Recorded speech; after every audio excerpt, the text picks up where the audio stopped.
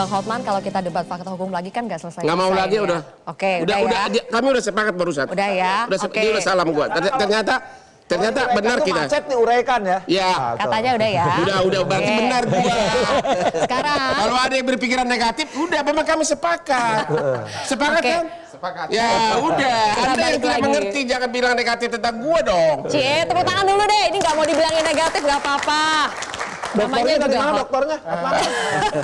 Oke. Richard Eliezer bisa dijatuhi vonis 1,5 tahun karena JC ini. Lantas, Ricky menyesal tidak mengajukan JC? Tidak. Atau pengacaranya yang lalai? Tidak.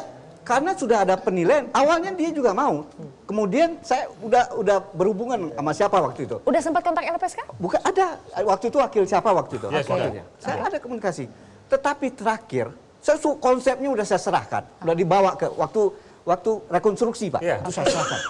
Sampai dia di Mabes, di penyidik.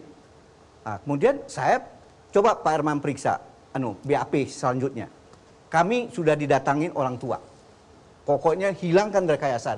Oke. Nah, kemudian tentu juga Eliezer kan bagaimanapun ya teman juga waktu itu kan. Ya inspirasi juga kan bagi walaupun dia kemudian saya baca.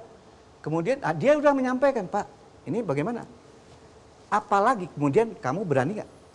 Nanti kalau sesuatu saat mungkin mama tahu di perjalanan dalam sidang berhadapan langsung dengan Sambo, aku dia takut atau cabut lagi. Enggak, Pak, saya berani. Apalagi Pak Herman udah punya sikap fight untuk saya.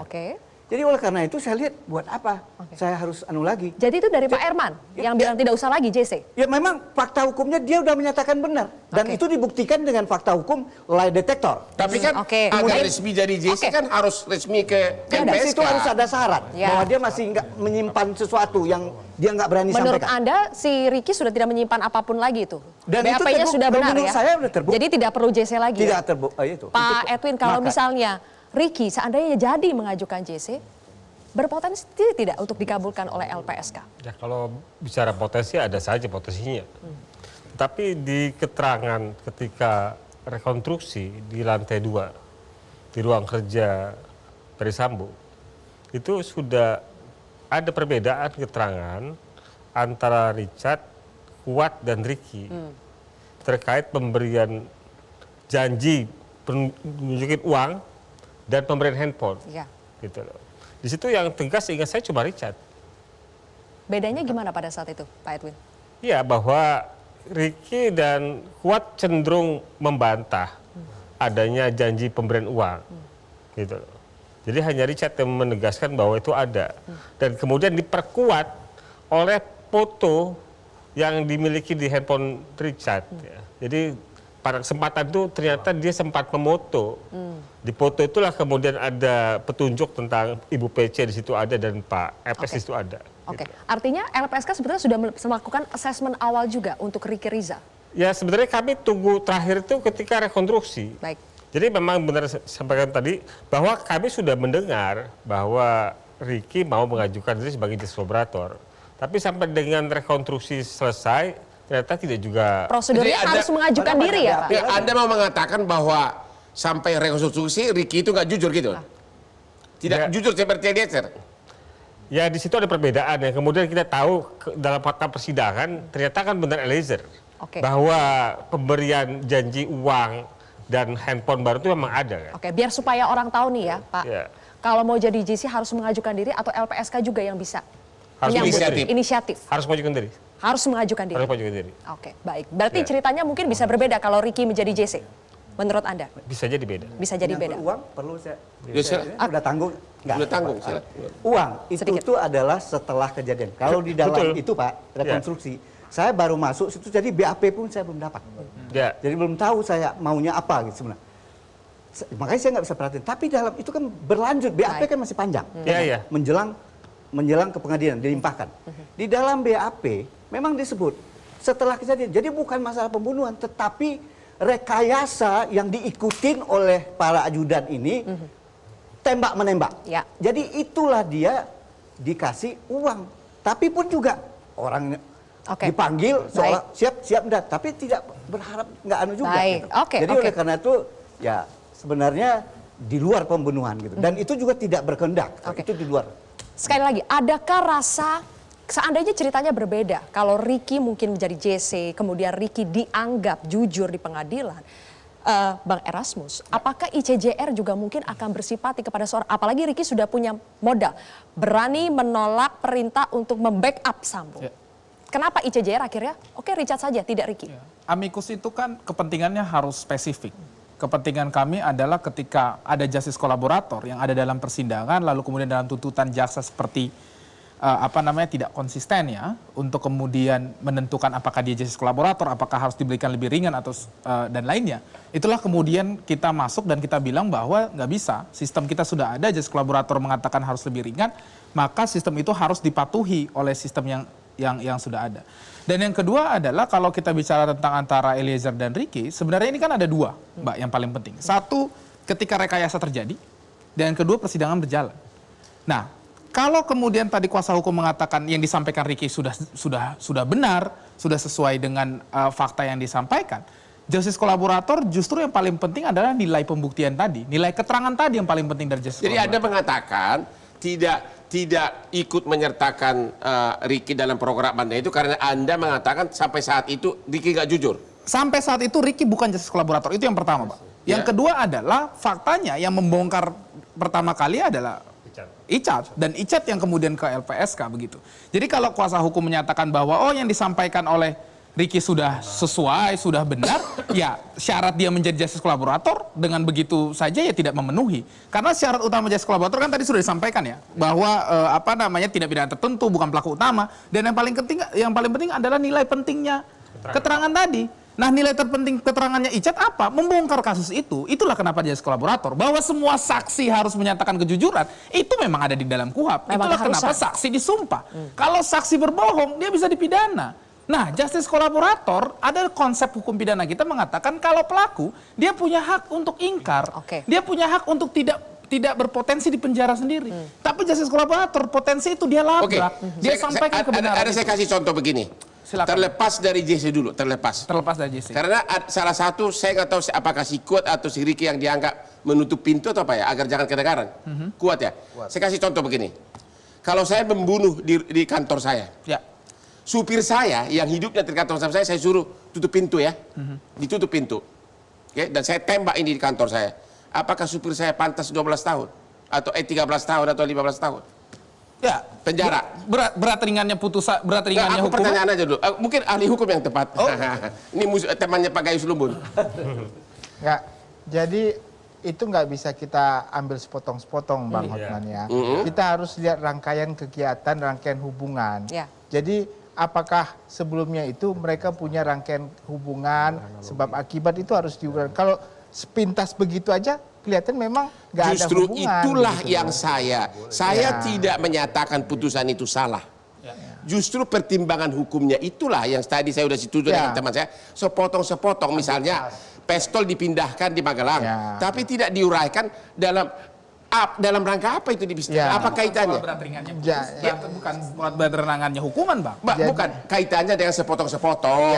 Jadi juga di dalam pertimbangan yang memberatkan si Kuat karena dia mengejar pakai peso. Tapi oleh hakim tidak diuraikan mengejar peso itu dalam rangka apa?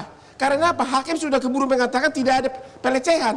Berarti kalau sampai diuraikan, mungkin larinya ke pelecehan. Mungkin. Itulah saya bilang sepotong-sepotong. Makanya kemarin Anda berantem sama Gayus Lumbun hanya soal pertimbangan hukumnya tidak lengkap. Sekarang saya setuju lagi sama dia. Salam lagi. Jadi masih mau didengar penjelasannya? Sudah selesai. Jadi sudah selesai. Jadi memang nanya sedikit saya jawab banyak.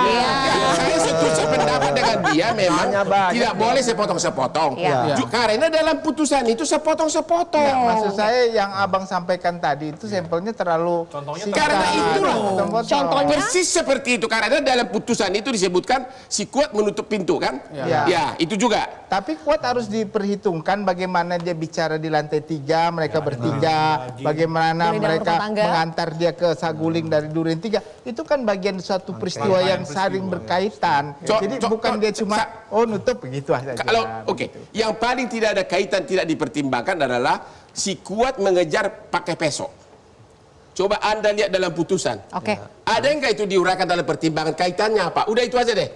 Ya, itu ada. Oke. Itu tidak ada. Oke, setuju kan? Apa yang setuju? Ya, maksudnya itu memang tidak lengkap pertimbangannya. Itu perdebatan dari kemarin. Kalau tidak lengkap pertimbangannya Bisa memang saya apa implikasinya? Saya sama hakim. Biar selesai dulu Kalau ya. Oke. Ya, ini Karena ini sudah 2 segmen terakhir sebentar Pak Herman. Bisa karena saya merasa berat. Artinya dia menyampaikan seolah tadi karena tidak melakukan GC. Oke. Kan awalnya kita melakukan GC, tetapi supaya bukan tidak berarti sepotong-sepotong dan pada tidak akhir pun bisa mengajukan melompat-lompat. GC. Tapi pada saat terakhir kita udah punya penilaian. Oh, iya. Buat apa berlebihan gitu? Oh iya, betul. Makanya saya Jadi bilang, bukan berarti saudara menganggap seolah-olah saya tidak klien saya tidak tidak JC.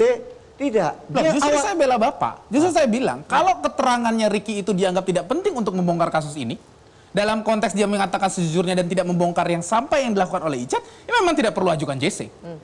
Ya. Makanya kami tidak merespon untuk kemudian mengatakan Ricky harus diringankan hukumannya dalam konteks itu. Karena apa? Artinya saya juga menegaskan, kalau saya yakin Ricky masih takut, saya akan backup dia untuk JC. Tapi dia menyatakan udah ini malahan sampai terakhir pun sidang saya akan siapkan. Bagaimanapun sidang pun kita masih bisa JC. Makanya saya bilang kejujuran seorang saksi di ruang sidang itu keharusan. Dia diambil sumpah.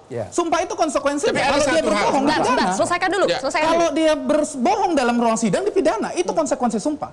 Makanya kenapa JC dikasih reward? Karena dia mengambil resiko di tepi jurang. Kalau dia menyatakan pendapat yang tidak sesuai, dia dipidana satu. Yang kedua, dia punya potensi untuk dipidana atas keterangannya sendiri. Itu prinsip hukum pidana. Termasuk juga tersangka untuk yang lain.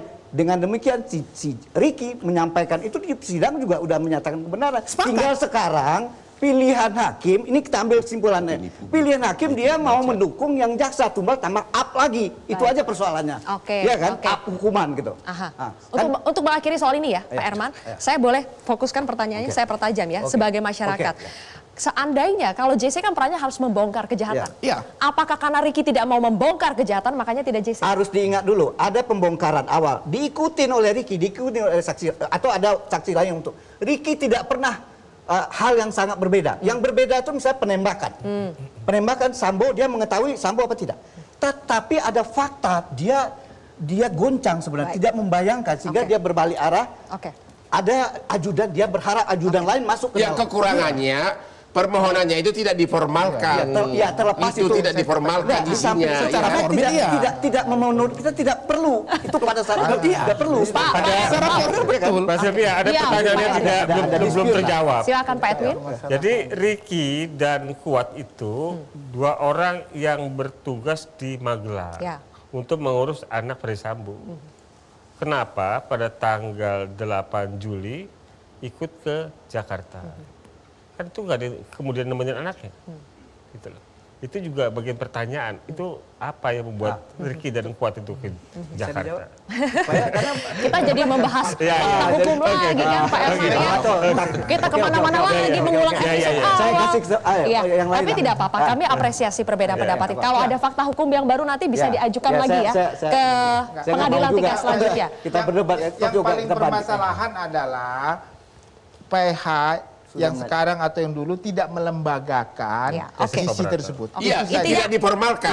Masalah substansi bisa pembuktian di pengadilan. Dari kasus ini, Bapak-bapak, kita belajar soal manfaat JC. Kita belajar soal bagaimana memenuhi rasa keadilan masyarakat. Itu mungkin adalah pesan yang terbesar dari dalam kasus ini. Kita akan bahas lebih jauh di segmen sama satu lagi. Pembelajarannya dalam kasus ini kita akan bahas, Bang Hotman. Masih ada satu segmen lagi, bahwa dalam menangani kasus pengacara harus bisa membaca arah opini publik kemana. Karena hakim pada umumnya mengikuti opini publik. Benarkah begitu? Sesaat lagi pemirsa.